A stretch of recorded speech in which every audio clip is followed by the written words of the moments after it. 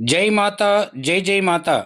హైదరాబాదు నగరములోని జీడిమెట్ల సుభాష్ నగర్లో ఉన్న ఒక అద్భుతమైన ఆధ్యాత్మిక క్షేత్రాన్ని మనం ఈరోజు దర్శించబోతున్నాం.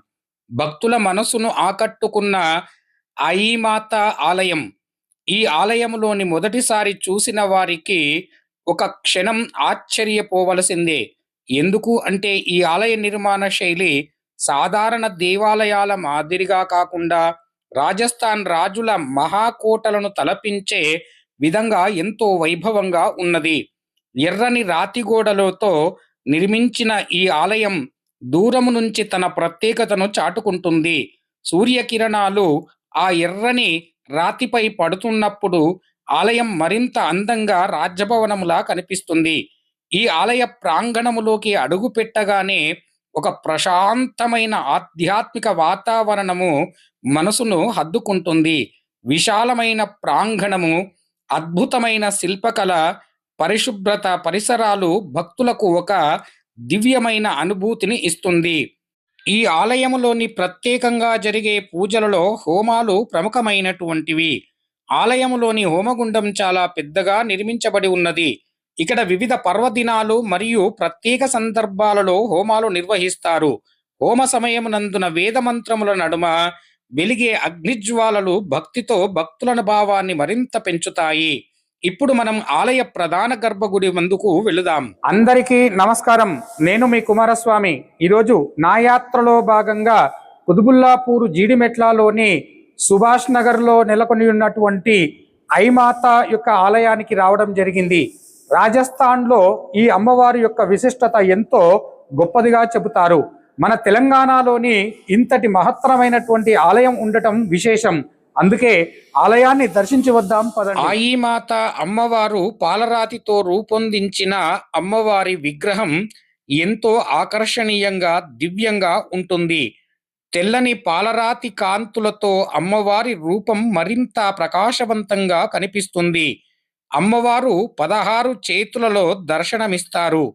ఈ 16 చేతులలో అమ్మవారు అపారమైన శక్తిని, సర్వలోకాలను రక్షించే దివ్య సామర్థ్యాన్ని సూచిస్తుంది. ప్రతి చేతిలోని వివిధమైనటువంటి ఆయుధములను, దివ్య చిహ్నములను ఉంటాయి. తద్వారా అమ్మవారు భక్తులను కాపాడే శక్తి స్వరూపిణిగా భావింపబడతారు. అమ్మవారి కుడివైపున భైరవస్వామి కొలువు తీరి ఉన్నారు.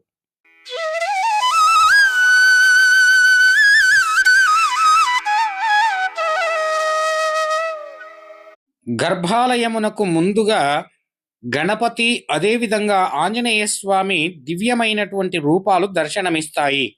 భవసంచిత పాపోగ విద్వాంసన విచక్షణ విఘ్నాంధకార భాషవతం విఘ్నరాజ్యమహం భజే ఏకదంతం శూర్పకరుణం గజవత్రం చతుర్భుజం పాశాంకుశధరం ధ్యాయే సిద్ధి వినాయకం అంటూ గణపతిని నమస్కారము చేసుకుని తదుపరి ఆంజనేయ స్వామిని దర్శించవలసి ఉంటుంది. ముగ్ధ రూపములో ఉన్నటువంటి ఆంజనేయ స్వామి రూపం ఎంతో అద్భుతంగా దర్శనమిస్తుంది. భక్తుల యొక్కలను భయములను తొలగించి సుఖములను ప్రసాదింపచేసే విధములుగా ఆ ఆంజనేయ స్వామి చల్లని చూపులను భక్తులపైన ఎంతో అపారమైనటువంటి ప్రేమను కురిపిస్తూ ఉంటారు. ఆ స్వామివారిని దర్శించుకొని భయములను తొలగే విధములుగా నమస్కరిస్తారు.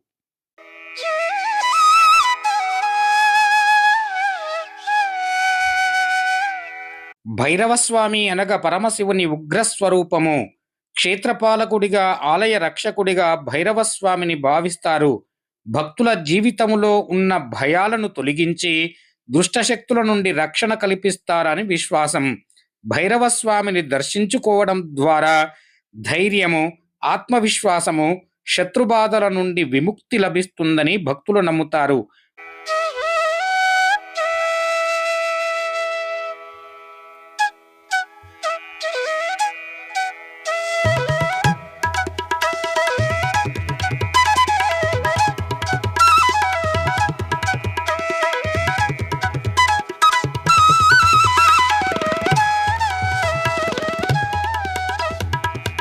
అలాగే అమ్మవారు ఎడమ వైపున రాధాకృష్ణులను కూడా దర్శించుకోవచ్చును. రాధాకృష్ణుల దివ్య సన్నిధానం ప్రేమకు భక్తికి ప్రతీకగా నిలుస్తాయి. రాధాదేవి పరమ భక్తికి చిహ్నం కాగా, శ్రీకృష్ణుడు దైవ ప్రేమకు ప్రతిరూపం భావింపబడతారు. వారు దర్శనం ద్వారా కుటుంబ సౌఖ్యము, దాంపత్య ఆనందము, మనశ్శాంతి లభిస్తుందని భక్తులు ప్రగాఢంగా నమ్ముతారు.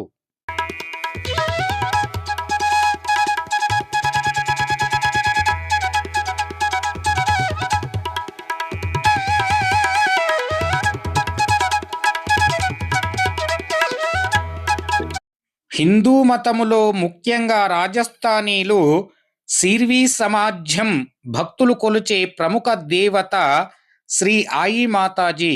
శ్రీ ఆయి మాత ఆమెను అంబామాతగా లేదా జగదాంబికాదేవి యొక్క అవతారముగా భావిస్తారు. ఆమెను అంబాభవాని మరియు ఆదిపరాశక్తి యొక్క మానవ రూపములో వచ్చారని నమ్ముతారు. గుజరాత్, రాజస్థాన్ ప్రాంతాలలో ఆమెను అత్యంత భక్తి శ్రద్ధలతో పూజలు జరుపుతారు. గుజరాతులోని అంబాలా గ్రామములో 15వ శతాబ్దములో విక్రమ్ సంవత్ 1472 క్రీస్తు శకం 1415లో జన్మించారు. ఆమె తల్లిదండ్రులు బిజారాజ్ ధకి, తల్లి మైనాల్ దేవిగా చెబుతారు.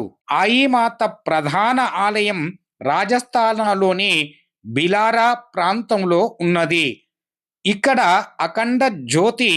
ఈ దేవాలయములోని ప్రత్యేకత ఏమిటంటే, అమ్మవారి ఆలయములో ఎప్పుడు వెలిగే అఖండ జ్యోతి దీపం ఉంటుంది. ఈ జ్యోతి నుంచి వచ్చే కాటుకను కేసరి భక్తులు పవిత్ర ప్రసాదముగా భావిస్తారు.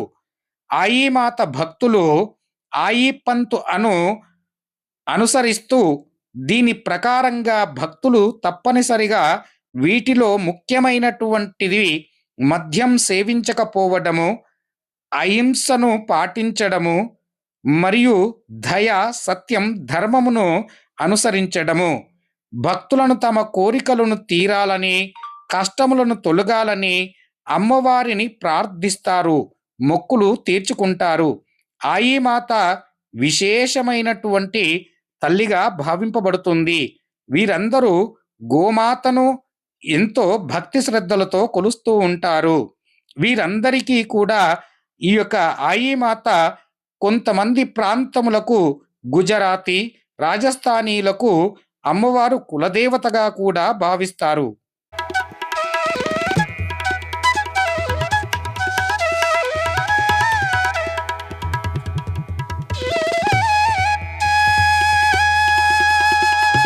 విశేషమైనటువంటి ఈ ఆలయ చరిత్రను పంతులు గారిని అడిగి తెలుసుకుందాం. पंडित जी प्रणाम। प्रणाम। ये राजस्थान का माता जो है, ये तेलंगाना में फैले मंदिर, ये आई माता का नाम पे, जी, ये माता का बारे में आप कुछ बता सकते? ये गुजरात में अंबापुर में श्री बीकादास जी डावी के यहाँ घर में माँ कन्या के रूप में अवतार लिए थे। वहाँ से थोड़े दिन के बाद राजस्थान में आए। आने के कारण इनको आई माता बोलते हैं। ये 23 फरवरी 2008 में जीडी मेटला सुभाष नगर में श्री आई माता का मंदिर है। इनका जो भी कोई आस्था से, प्रेम से जो कोई दर्शन करता है, उसकी मनोकामना निश्चित ही पूर्ण होती है। राजस्थान में आने के कारण इनका जो मेन मंदिर है ये बिलाड़ा में है, जोधपुर में है। वहाँ पे माता जी ने एक अखंड ज्योत जलाई थी। कहीं भी मंदिर का प्रतिष्ठा होता है, मंदिर का स्थापना होता है, तो वहाँ से ज्योत जला करके फिर यहाँ ला करके और वहाँ पे स्थापित किया जाता है। जो कोई माता जी का दर्शन करता है, जो कोई अखंड ज्योत का दर्शन करता है, उसकी सारी मनोकामना निश्चित ही पूर्ण होती है। दसरा नवरात्रि में माता जी का बहुत श्रेष्ठ से पूजा होता है यहाँ पे, और माता जी का अलंकरण भी अच्छे करता बोल के सुना मैं। ये चैत्र नवरात्र में और सर्दी नवरात्र दोनों में 9 दिन हवन चलता है। माता जी का भंडारा होता है, कन्या का भोज होता है और आस्था के साथ लोग आते हैं। बड़ी विधि विधान से पूजा हवन यज्ञ होता है, अन्नदानम होता है। नवरात्र में निश्चित होता है, दोनों नवरात्र में होता है और बाकी दिन में भी होता ही है। और अपनी अपनी परंपरा है। जब जो रहता है हाँ। उसको लोग उत्सव से मनाते हैं, उस तरह मनाते हैं। यहाँ की भी परंपरा से जुड़ करके मनाते हैं। ये मंदिर बना के कितना साल हो गया आपने? ये 23 फरवरी 2008 को ओपनिंग हुआ है, स्थापना हुई है। तो लगभग 18 साल 19 साल हो गए। ये हैदराबाद में बनाने के लिए कुछ माताजी की कृपा? बगैर उनकी कृपा तो कहीं बन ही नहीं सकता है। जब उनकी कृपा होती है तो ही बनती बन है। सकता है। आदमी एक झोपड़ी नहीं बना सकता, इतना बड़ा भवन बना लेना बोले तो बगैर उनकी कृपा से तो बनना संभव नहीं है। जब उनकी कृपा होगी तो ही ये संभव हो सकता है। ये राजस्थान में एक सिरवी समाज है और इसमें कुछ 4-6 एरिया में जो लोग रहते हैं वो लोग मिल करके सिरवी समाज ट्रस्ट के नाम से ये चलता है और उनकी कुलदेवी है। तो वो लोग जहाँ भी रहते हैं तो मकान के साथ साथ में मंदिर का स्थापना करते हैं, माँ का स्थापना करते हैं और बहुत अच्छी परंपरा है। ధన్యవాదాలు. చూశారు కదా, దుర్గాదేవి యొక్క శక్తివంతమైనటువంటి అమ్మవారిని మనం దర్శించుకున్నాం.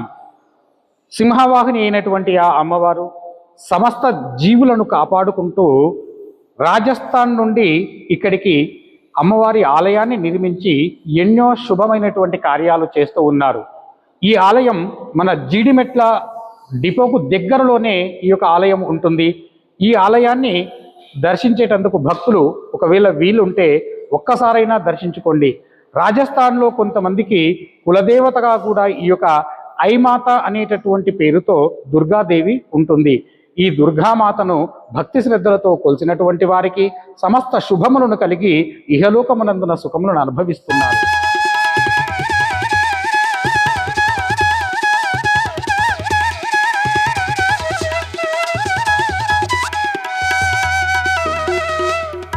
ఈ ఆలయములో ప్రతిరోజు జరిగే పూజలతో పాటు పండగ సమయములలో ప్రత్యేక ఉత్సాహం కనిపిస్తుంది.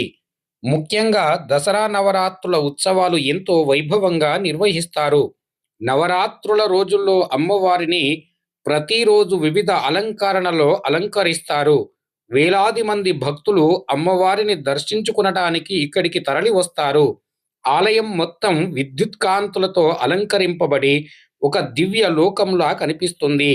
ఈ సందర్భంగా ప్రత్యేక పూజలు, హోమాలు, చండీపారాయణాలు నిర్వహిస్తారు. అలాగే భక్తుల కోసం అన్నదానం కూడా ఏర్పాటు చేస్తారు. ఎంతో మంది భక్తులు ఈ పవిత్ర కార్యక్రమంలో పాల్గొని అమ్మవారి ఆశీస్సులను పొందుతూ ఉంటారు. ఈ ఆలయానికి గుజరాత్ నుండి కానీ, రాజస్థాన్ నుండి కానీ వచ్చే భక్తులకు వసతి కోసం పక్కనే ఎంతో ప్రశాంతమైనటువంటి భవన నిర్మాణము ఉన్నది. ఈ భవనమునందున ఇక్కడనే సేద తీర్చుకుంటూ దూర ప్రాంతాల నుండి వచ్చినటువంటి వారు ఈ ఆలయ ప్రాంగణములోనే ఉన్నటువంటి పవిత్రమైనటువంటి భవనములో వారు విశ్రాంతి తీసుకునేటందుకు అవకాశం ఉన్నది. ఇక్కడ దూర ప్రాంతాల నుండి వచ్చినటువంటి వారికి నిత్యం అన్నదాన కార్యక్రమాన్ని కూడా ఏర్పాటు చేస్తారు. ఆధ్యాత్మికత, అద్భుతమైన నిర్మాణ శైలి, ప్రశాంతమైన వాతావరణం, అమ్మవారు దివ్య దర్శనం అన్నీ కలిపి ఈ మాత అమ్మవారు ఆలయం ఒక ప్రత్యేకమైన క్షేత్రముగా నిలబెట్టాయి. మీరు హైదరాబాదు లేదా పరిసర ప్రాంతాలలో ఉంటే ఒక్కసారైనా తప్పకుండా ఈ పవిత్ర ఆలయాన్ని దర్శించండి. అమ్మవారి ఆశీర్వచనములను పొందండి. ఈ వీడియో నచ్చినట్లయితే ఒక లైక్ చేయండి, షేర్ చేయండి, మా ఛానల్ను సబ్స్క్రైబ్ చేసుకోండి. ఇలాంటి వీడియోలు మీకోసమై ఇంకా ఎన్నో తీసుకొని వస్తాను. జై మాత, జై జై మాత.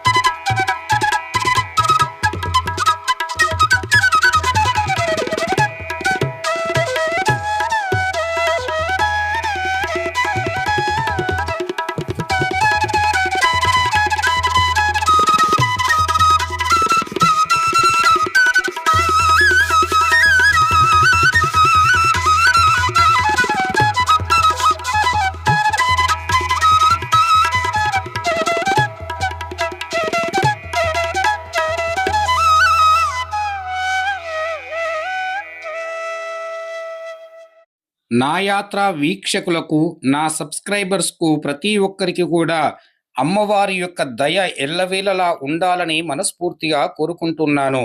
నా యొక్క వీడియోలను చూస్తున్నటువంటి ప్రతి ఒక్కరికి ధన్యవాదాలు తెలియచేసుకుంటూ, ఇలాంటి వీడియోలను మీరు ప్రోత్సహించినట్లయితే ఇంకా మన ఆధ్యాత్మిక శక్తి, సనాతన ధర్మం యొక్క విధానాన్ని మనం పెంచుకోబడుతాము. కావున వీడియోలను పూర్తి వరకు చూడండి. ఒక లైక్ చేయండి, షేర్ చేయండి, సబ్స్క్రైబ్ చేసుకోండి.